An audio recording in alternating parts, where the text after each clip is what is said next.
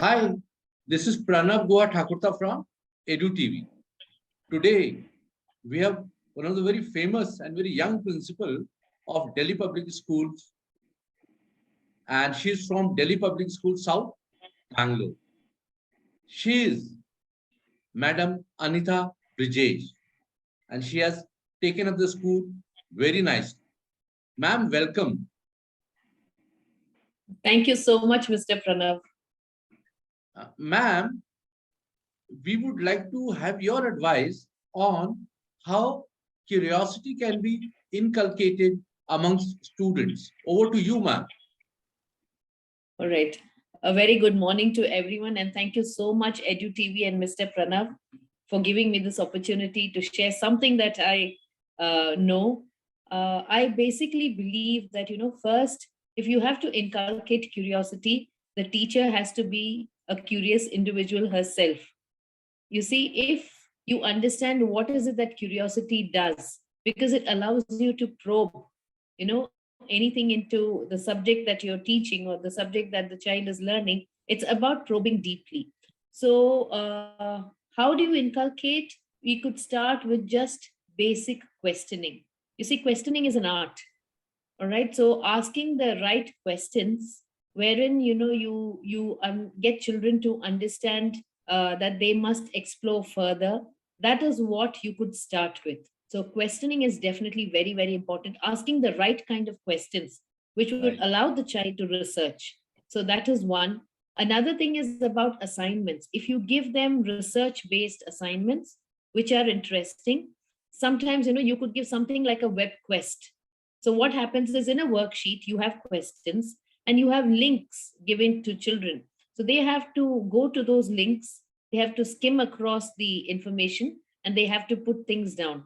And at the end of it all, by the time they complete the worksheet, they would have understood the topic a lot deeper. So that's one more thing. You also have things in the class what you could do. Brainstorming is one exercise, and today, what I like more is reverse brainstorming.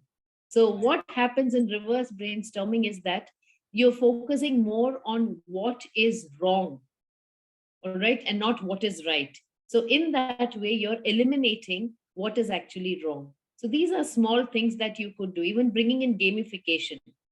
Games are a very big part today. As if you look into education, if you gamify your education, if you gamify what you're doing, that also brings about a lot of interest. So these are small techniques, in terms of how do you inculcate curiosity. Ma'am, how can we transform passive and reluctant students into active and enthusiastic students? Yes, that is a challenge, because in a class of say 35 to 40 students, you would definitely have different kinds of learners. See, if you look at it, when you look at the kind of learning, we know, as per theory, there are 12 ways of processing. If you look Okay. at the eclectic teaching approach, you see you have learners who are visual, who are auditory, who are tactile, who are kinesthetic.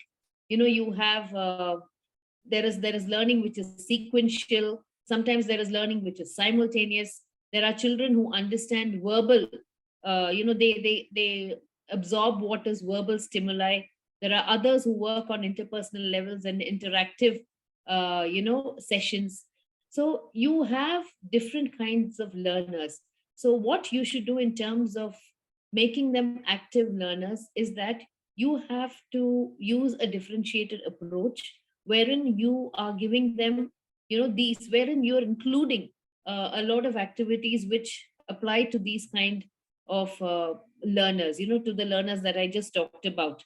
So, as I said, whether it's sequential learning, so you know how to say, for example, in terms of sequential learning, it's about the chronology. So, how do you actually manage that? In terms of simultaneous learning, it's about, where you teach students like how to categorize materials.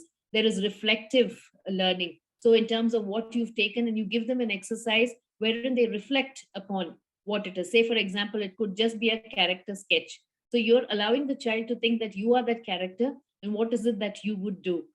So you have to get the child to be a doer.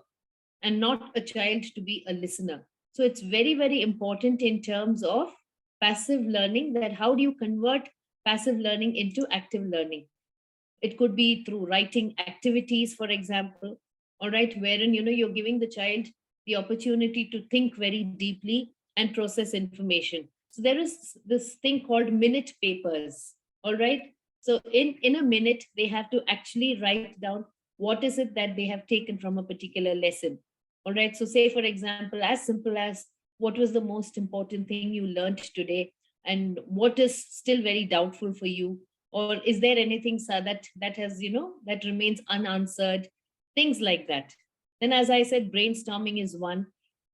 Using games wherein children are very active, so it's basically about engaging the child's interest, getting them into deliberations, debates, and discussions. So as I said, the key word is getting the child to be a doer, an actor, and not a listener, not a receiver.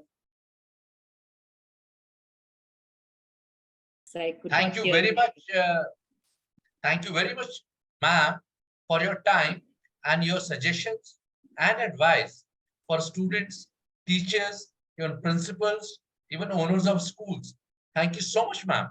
Thanks a ton, ma'am. Thank you.